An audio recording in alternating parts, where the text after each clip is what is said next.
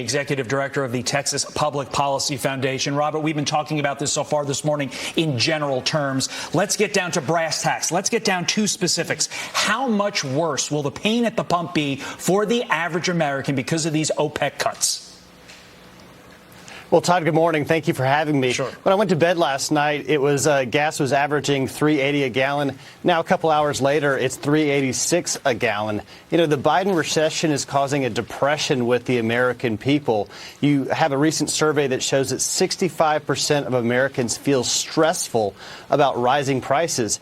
And here just recently, there was a study that more than half of young likely voters are pessimistic about the future. They feel that they're going to have a lower standard of living than their parents did. So clearly this is having an impact. Americans are feeling it, especially as we're approaching winter. And Americans have to worry not just about the price of the pump, but also being able to pay for heating costs with the cold days ahead. Yeah, so there are a variety of ways that the president could have responded to these production cuts by OPEC. He could have scheduled a meeting with American energy producers and suppliers. He chose not to do that so far, and reportedly the Biden administration is now planning to scale down sanctions on Venezuela to allow Chevron to resume its oil operations there. Venezuela, by the way, is rated among the world's dirtiest oil suppliers. So how is that a solution? It's not. It's a terrible reaction to ease sanctions on the government of Venezuela. Those sanctions are there for a reason. It's a terrible reaction by this administration to continue to pump more money out of the Strategic Petroleum Reserve.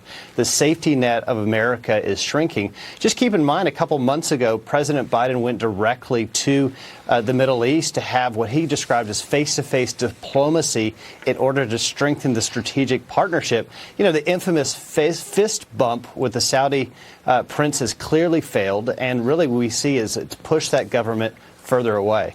Robert, will Joe Biden's release from the strategic reserve do anything tangible besides, harming our own national security? Yeah.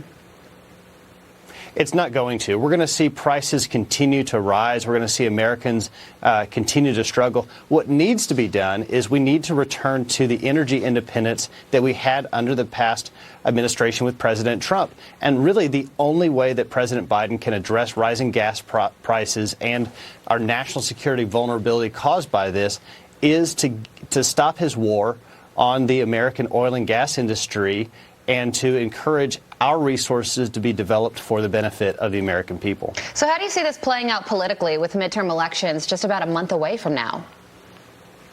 Oh, I think the timing is intentional by OPEC, knowing full well that there's an important American election coming up here in the next month.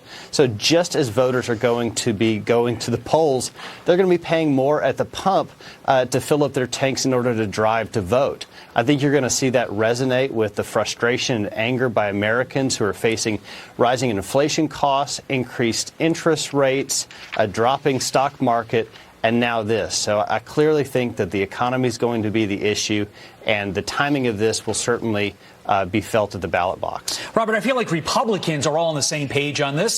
Seems like the president and his own press secretary are not. Listen, here's KJP yesterday. Today's announcement is a reminder of why it is so critical that the United States reduce its reliance on foreign sources of fossil fuels with the Inflation Reduction Act. Is it clear to you, Robert, that the reason they're all flailing on the left is because their message is all over the place because it's not a sustainable message?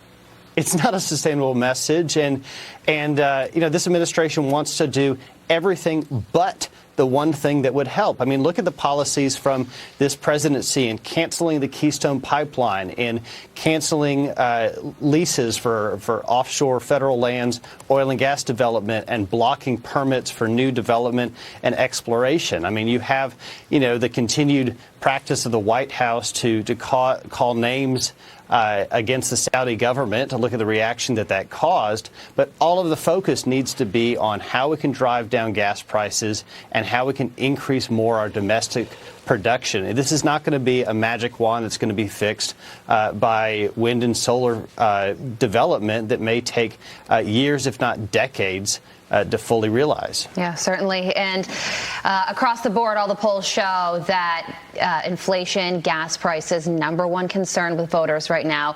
Kitchen table issues are what matter the most. So we're going to see how all of this plays out among the American people. I think we can venture a guess, and it's not going to be good. Robert, thank you so much for joining us. Great to be with you. Thanks for having me. Absolutely.